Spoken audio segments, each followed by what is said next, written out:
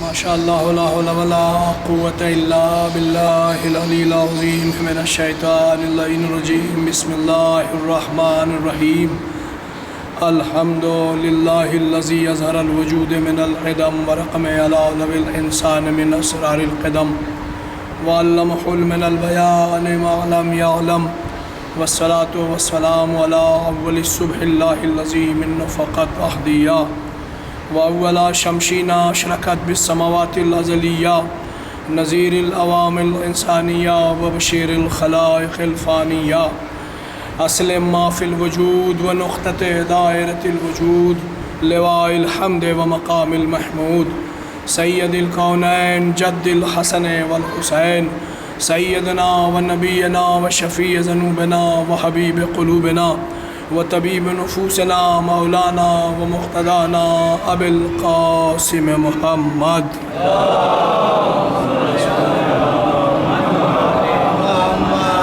لا سيما لا يأسب الدين والإيمان باب الأمن والأمان مصداق مرج البحرين يلتقيان الإمام المظفر وشجاع الغزنفر وقاسم طوبى وسقر وساقيا الحوض الكوثر الذي سمت أمه حيدر إنما يريد الله ليذهب عنكم الرجس وأهل البيت ويطهركم تطهيرا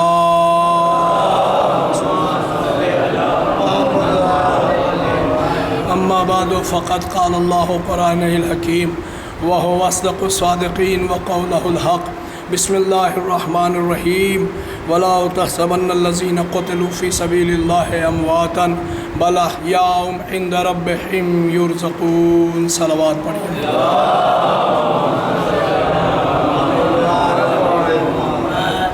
اتنی مدھم صلوات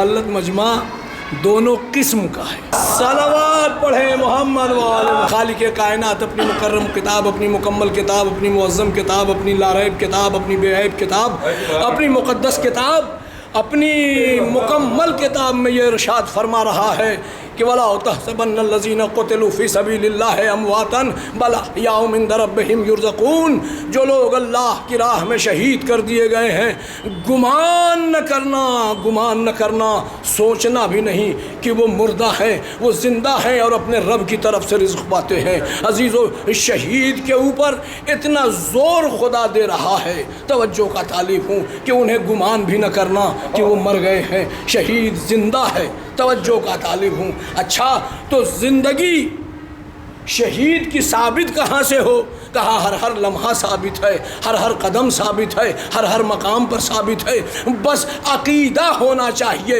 اور عقیدت کے طور پر جب چلے گا تو ہر لمحہ شہید زندہ نظر آئے گا عزیزان گرامی انسان کی جو سب سے خوفناک منزل ہے وہ قبر ہے عزیزو اور قبر میں اوروں کی قبر میں ہماری قبر میں بنیادی فرق یہ ہے کہ وہاں جو گیا وہ مر گیا ہمارا مرنے کے بعد گیا تو وہاں اور زندگی مل گئی اس لیے کہ ہم نے دنیا کے کسی فقہ میں کسی قوم میں کہیں نہیں دیکھا کہ سلام مردوں کو کیا جائے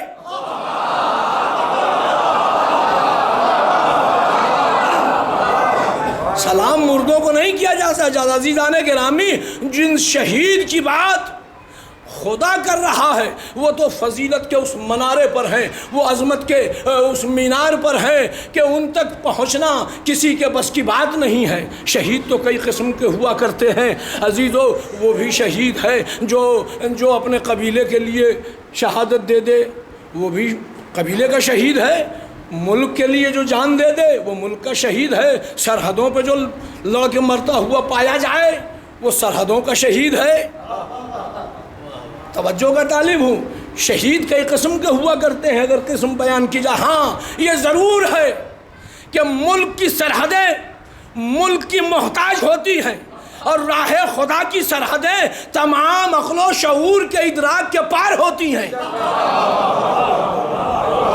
اللہ کی راہ کا شہید جو ہے وہ ملکوں کا محتاج نہیں ہوتا، اس لیے ایک ملک کے شہید کا شہادت دیوس دوسرے ملک میں نہیں منایا جاتا۔ کیا سن رہے ہیں آپ؟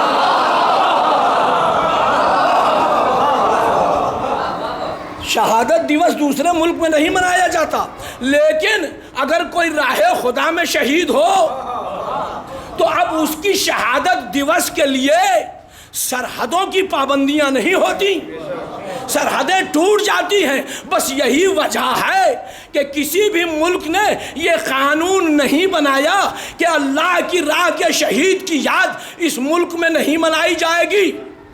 عزیزو، ہندوستان کا شہید پاکستان میں نہیں منوا سکتا، پاکستان کا شہید افغانستان میں نہیں منوا سکتا، افغانستان کا شہید امریکہ میں نہیں منوا سکتا، اسرائیل میں نہیں منوا سکتا، آسٹریلیا میں نہیں منوا سکتا، جارڈن میں نہیں منوا سکتا۔ توجہ کا طالب ہوں، ایک کائنات میں اکیلا شہید راہ خدا کا ہے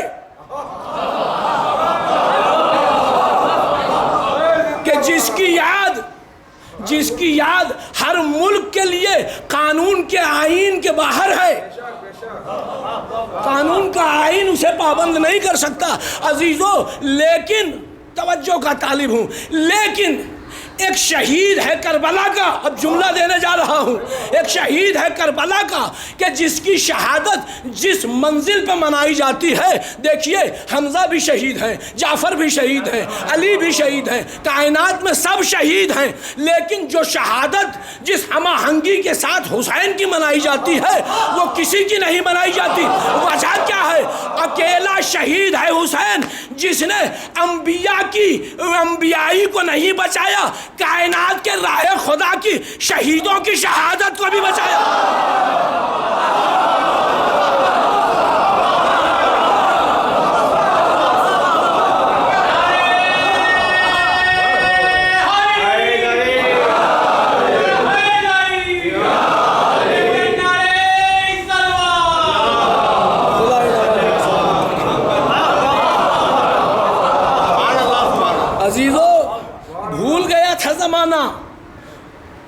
بھول گیا تھا زمانہ جنگ احد کے شہیدوں کو، جنگ بدر کے شہیدوں کو، جنگ خندق کے شہیدوں کو، جنگ خیبر کے شہیدوں کو، جنگ نہروان کے شہیدوں کو، جنگ صفین کے شہیدوں کو، جنگ جمل کے شہیدوں کو بھول گیا تھا۔ عزیزو، یہ جو اللہ کی راہ میں ان جنگوں میں شہید ہوئے ہیں وہ بھی اللہ کی راہ میں ہیں، ان کے لیے بھی خدا کی وہی گارنٹی ہے جو کربلا کے شہیدوں کے لیے ہے، لیکن ان شہیدوں کو بھول رہا تھا زمانہ۔ امام حسین نے کربلا میں جو شہادت دی، توجہ کا طالب ہوں، تو اس لیے حسین کی شہادت کو اور حسین کو شہید اعظم کا لقب دیا گیا۔ ایسا شہید تھا کہ جس نے اپنی شہادت دے کے کائنات کو بچا لیا۔ عزیزو، اب عالم یہ ہے کہ دنیا کسی کو بھی بھول سکتی ہے، شہیدوں کو نہیں بھول سکتی۔ اب ایک جملہ کہہ دوں، شہادت کا ایسا چراغ روشن کر دیا کربلا میں کہ عزیزو، تو بڑے بڑے پیر بھی اپنے کو شہید کہنے لگے، محلے محلے میں شہید کی درگاہیں بننے لگیں، محلے محلے میں شہید کے نام کے چراغ روشن ہونے لگے، اور شہید کو پیٹ سے لگا لیا گیا۔ خوب پل رہے ہیں پیٹ، خوب جھوم رہے ہیں شہیدوں کی درگاہوں پر۔ عزیزو، جو حسین کی شہادت سمجھ گیا اس کو کائنات سمجھ میں آ گئی۔ جملے میں کہوں کہ بالکل جس طرح سے قرآن کریم میں ہر خوش کو تر چیز کا اعلان ہے، اسی طرح سے کربلا بھی ایک ایسی کتاب ہے کہ انسانی پہلو کے ہر لمحے پر غور کیا گیا، فکر کیا گیا۔ مل جل کے صلوات پڑھیں محمد و آل محمد۔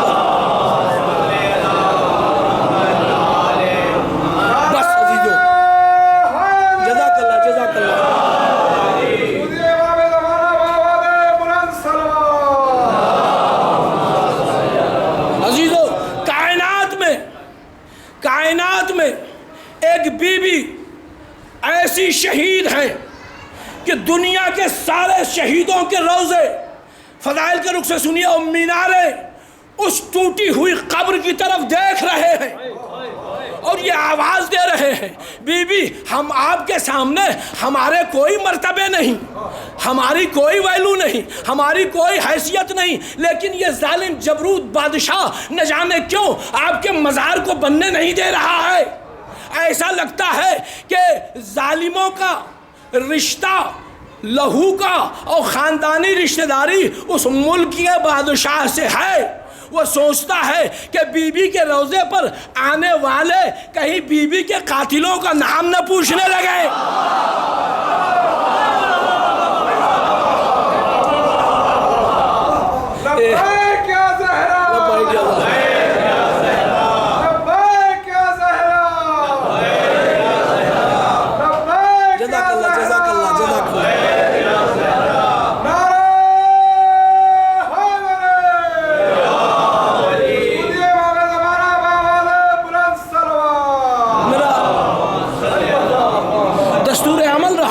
کہ میں جب بھی اس منبر سے خطاب کرتا ہوں تو شہزادی کونین کے سلسلے میں 2-4 جملے ضرور آپ حضرات کے گوش گزار کرتا ہوں۔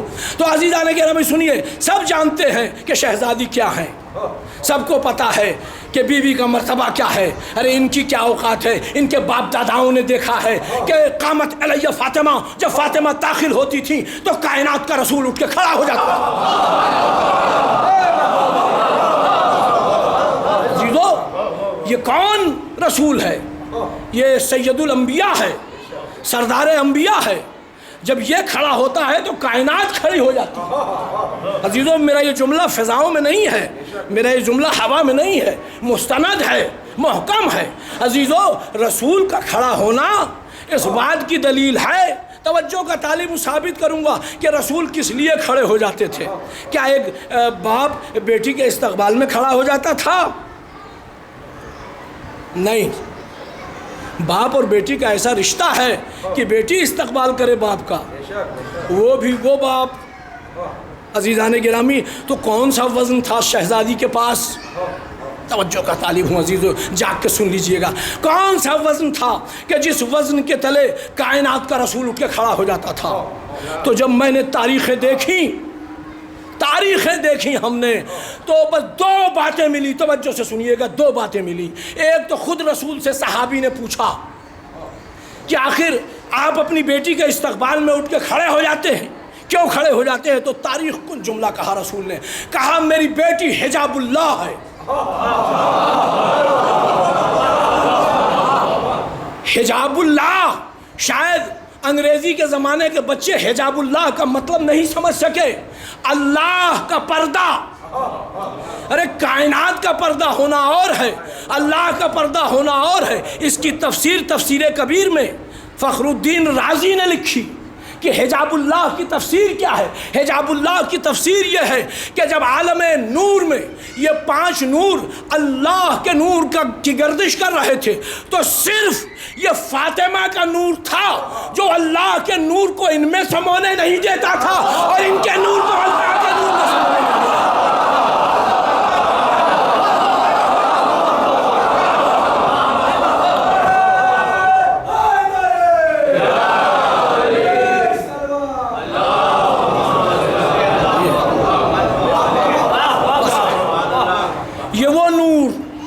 فاطمہ کا۔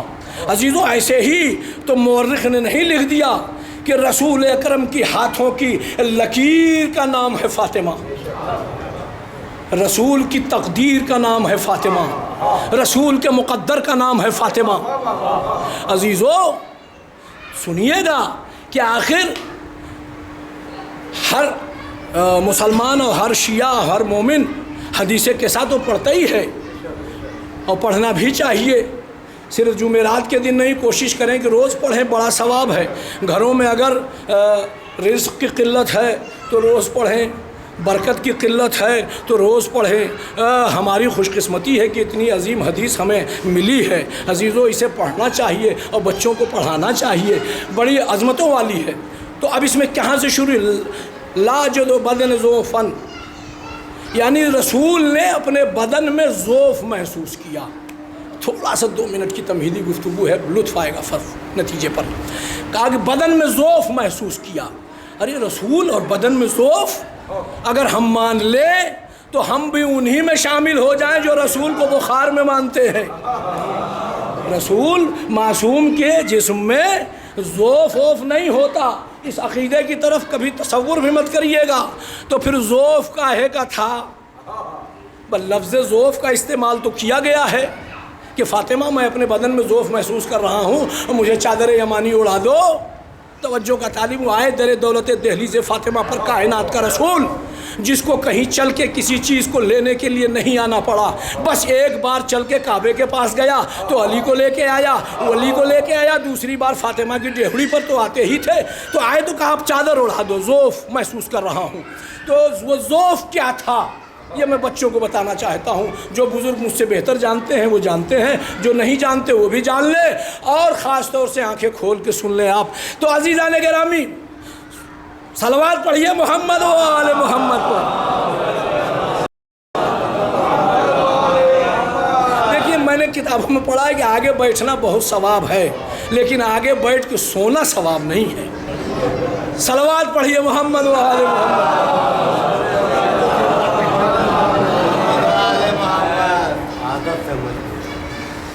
نعرہ حیدر آواز بلند صلوات۔ تو ذوف رسول کا کیا تھا؟ توجہ کا طالب ہوں، ذوف رسول کا کیا تھا؟ تو رسول کا ذوف یہ تھا کہ رسول نے وعدہ کر لیا تھا نجران کے نصارہ سے، ابناءنا و ابناءکم و نساءنا و نساءکم۔ یہ پوری سنی ہوئی بات سنانے کا عادی نہیں ہوں۔ یہ وعدہ تھا کہ تم اپنوں کو لاؤ، اپنے بچوں کو لاؤ، اپنی مستورات کو لاؤ، اپنی مستور کو لاؤ، اپنے بیٹوں کو لاؤ۔ اب رسول نے جب اپنے کو دیکھا تو دنیاوی نظر کے نہ رسول کے پاس بیٹے تھے، توجہ کا طالب ہوں، نہ مستور تھی۔ اب وہ ذہنی اعتبار سے رسول الجھن میں تھے، جس کو حدیث نے ذوف کا نام دیا، وہی ذوف دور کرنے کے لیے فاطمہ کی ڈیہڑی پہ آئے۔ اب جب فاطمہ کی ڈیہڑی پہ آئے تو فاطمہ نے کہا بابا پریشان ہونے کی ضرورت نہیں، ہم فاطمہ تو وابوہا وبالہا وبنوہا۔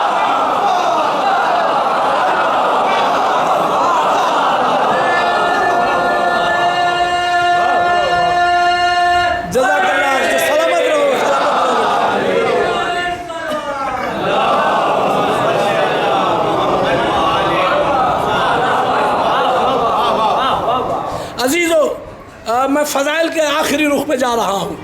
شہادت کی فضائل کے رخ سے سنیے، کائنات سمٹ کے کربلا میں آئی، اور دوسری محرم سن 61 ہجری کو وارد کربلا ہوئے، فضائل کے رخ کا آخری جملہ، اور چوتھی محرم کو خیمے ہٹانے کا حکم دیا گیا۔ اب خیمے ہٹانے کا حکم اور جناب عباس کے تیور ملاحظہ فرما لیں، آج کی تاریخ کی مناسبت سے ہے اس لیے عرض کیے دے رہا ہوں۔ اب اس میں میں یہ نہیں کہوں گا کہ آپ جاگ کے سنیے، اب آپ کی اپنی مرضی ہے، چاہے جیسے سن لیجئے، خاکسار کی محنت ہے وہ آپ کے حوالے ہونے جا رہی ہے۔ تو عزیزان گرامی، جناب عباس نے، اب امام حسین نے کہا کہ بیٹا یہاں فراز سے خیمے، بھیا عباس فراز سے خیمے ہٹا لو۔ یہ معمولی حکم نہیں تھا، یہ تو اطاعت عباس ہے، کہ اطاعت امام حسین ہے کہ فوراً جناب عباس تیار ہو گئے خیمہ ہٹانے کے لیے۔ اور وہ مصائب کے پہلو ہیں، اس پہ میں ابھی فی الحال جانا نہیں چاہتا، لیکن روایت بتاتی ہے کہ جناب عباس نے ایک لکیر کھینچی، ایک خط کھینچ دیا۔ عزیزو، اس خط کے اوپر ایک پوری کتاب لکھی ہوئی ہے، خط عباس، یعنی جو خط کھینچا ہے اس خط کی اور اس کے حاشیے پر جو مورخ نے امام زمانہ سے متصل ہو کے جو جملہ لکھا ہے، وہ جملہ پوری قوت کے ساتھ آپ کو سنانے جا رہا ہوں، اور وہ فضائل کا عجب رخ پیش کیا میرے امام نے۔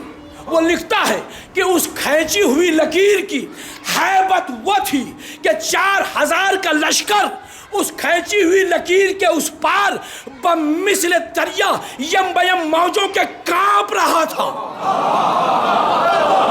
فضائل سنانا چاہتا ہوں عزیزو، وہ کانپ رہا تھا، کسی میں دم نہ تھی۔ اب جملہ سن لیجئے گا کہ وہ اس لکیر کے اس پار آئے توجہ سے سنیے گا عزیزو، کمال یہ تھا کہ لکیر کھینچ کے عباس وہاں موجود نہیں تھے، خیمے میں چلے آئے تھے، ہیبت کا پہرا تھا۔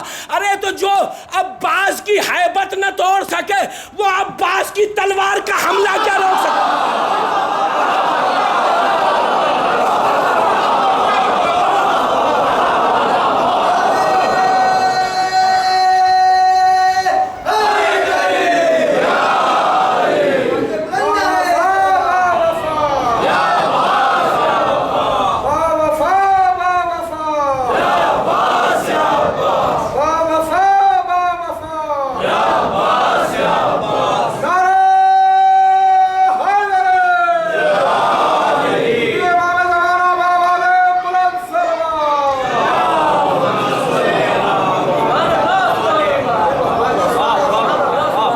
عجب طاقت تھی اس لکیر کی، عجب قوت تھی اس لکیر کی، عجب ہیبت تھی اس لکیر کی کہ بڑے سے بڑے بہادر لاکھوں کی تعداد میں تو آ ہی چکے تھے۔ 9 لاکھ کی تعداد تو 10ویں محرم تک لکھی ہے، لیکن 3 سے 4 لاکھ کی تعداد آ چکی تھی۔ اس میں سے تقریباً 4000 سے 6000 کا لشکر آتا تھا، اس لکیر کو دیکھتا تھا اور لوٹ کے چلا جاتا تھا۔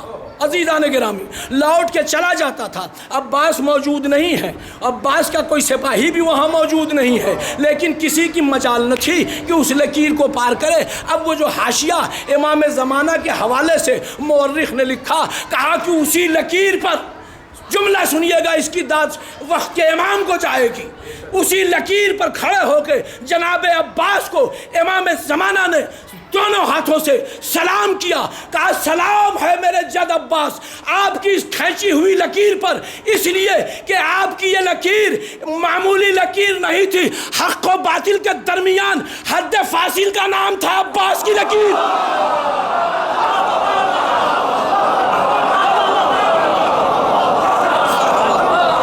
صلوات پڑھیں محمد و آل محمد۔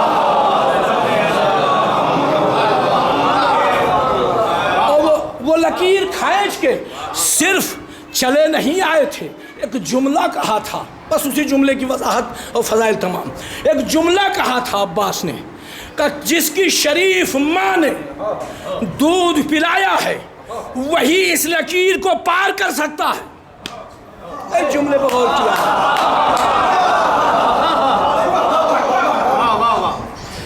بس یہی وجہ تھی، بس آخری فقرہ، یہی وجہ تھی کہ حر اپنے بیٹے اپنے غلام کے ساتھ آیا تو اسی لکیر پہ آ کے کھڑا ہو گیا۔ ہر جملہ سنیے، اسی لکیر پہ آ کے کھڑا ہو گیا، اس کے آگے نہیں بڑھتا۔ اب امام حسین نے عباس سے کہا بھیا جاؤ حر کو لے کے آؤ۔ اب جناب عباس چلے تو یہ کہتے ہوئے چلے کہ چلے آؤ حر، تمہاری ماں شریف النفس ہے، اس لیے کہ میرے آقا کی اطاعت وہ کر ہی نہیں سکتا جس کی ماں شریف نہ ہو۔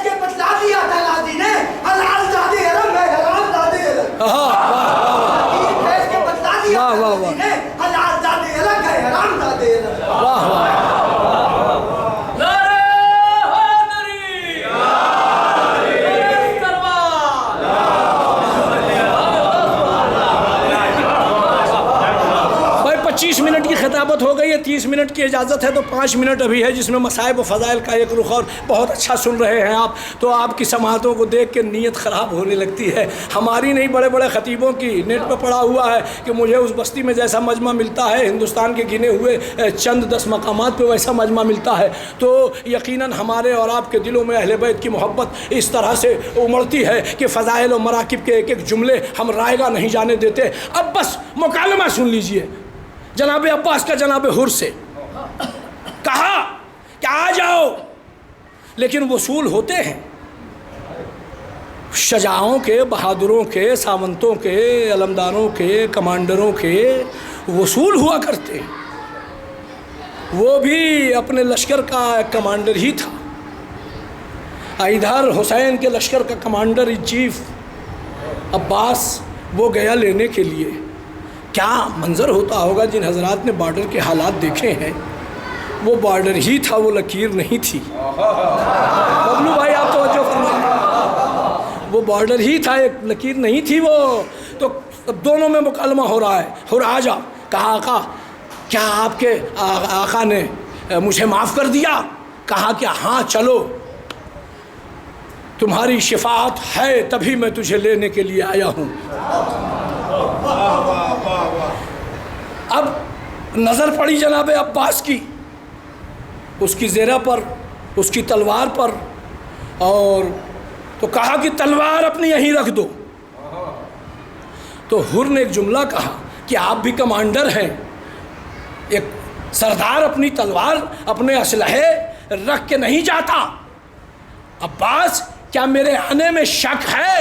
کہا نہیں، شک تو نہیں ہے، لیکن میرا بھی وصول ہے کہ میں اپنے آقا کے پاس تجھے تلوار سمیت کیسے جانے دوں؟ توجہ کا تعلیم، بس یہ کہنا تھا کہ اس نے اپنی تلوار اتاری اور عباس کے قدموں پہ رکھ دی۔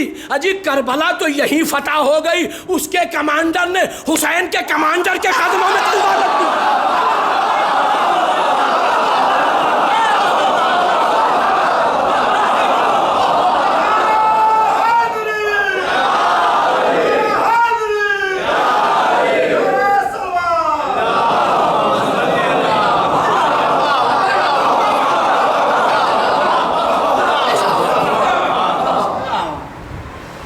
کسی کے خاندان میں، کسی کے گھر میں ایک بہادر ہو جائے تو گھر والوں کے بازوؤں کی مچھلیاں اچھلتی ہیں۔ ایک شجاع ہو جائے۔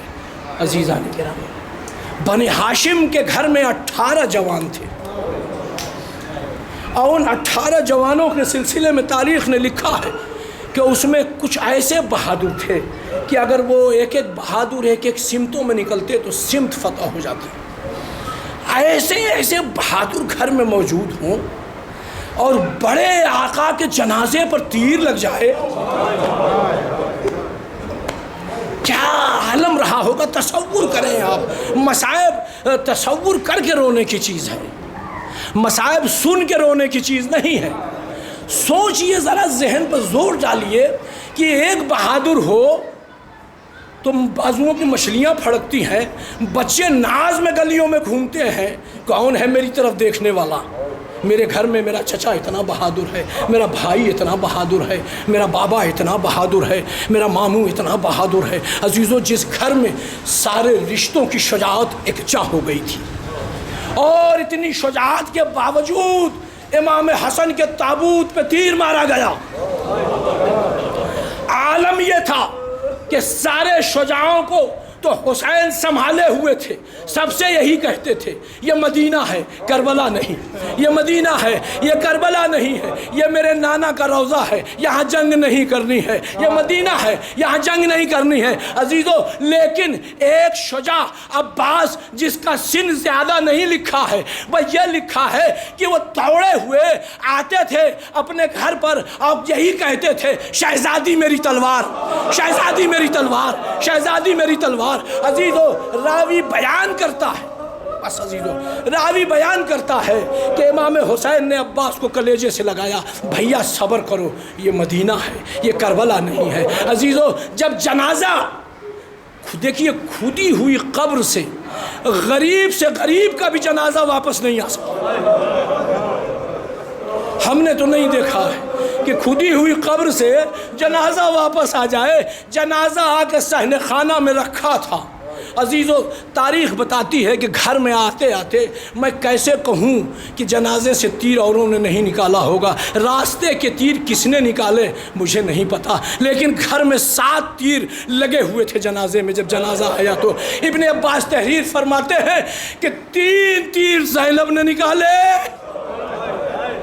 3 تیر حسین نے نکالے، ایک تیر بچا ہوا تھا کہ ناگہاں حسین نے عباس کا بازو پکڑا، اے بھیا اس تیر کو تم نکال دو، ہائے عباس۔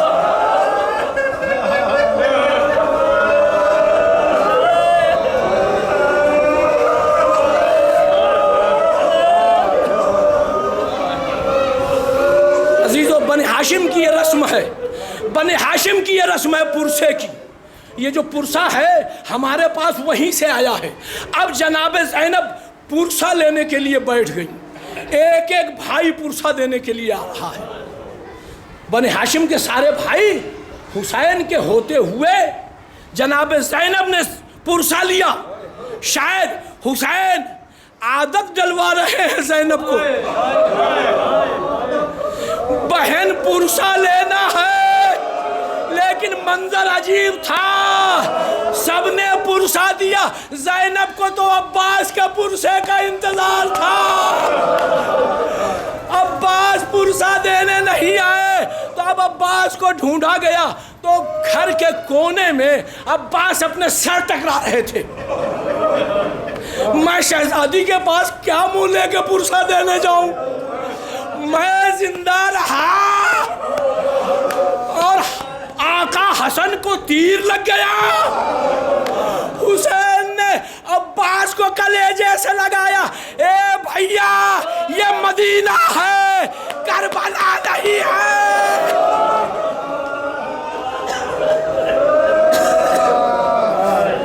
امام حسین جناب عباس کو لے کے جناب زینب کی خدمت میں آئے، اور روایت بتاتی ہے کہ پرسے کی شکل میں دونوں بھائیوں کے درمیان اور بہن کے درمیان بس ایک جملہ بولے حسین، اور اس جملے کا اثر یہ تھا کہ جس نے سنا وہ غش کھا کے گر پڑا۔ جناب زینب کے گلے میں باہیں ڈال دی، کہا بھائی بہن، جملہ سنیے، بہن ابھی تو ایک بھائی کے جنازے میں تیر دیکھا ہے، ارے ایک بھائی کا جنازہ تیروں پہ کیسے دیکھو گی؟ ہائے کربلا۔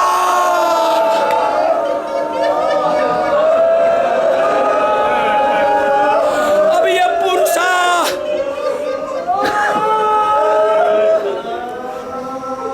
یہ پرسا بڑی عجیب شے ہے۔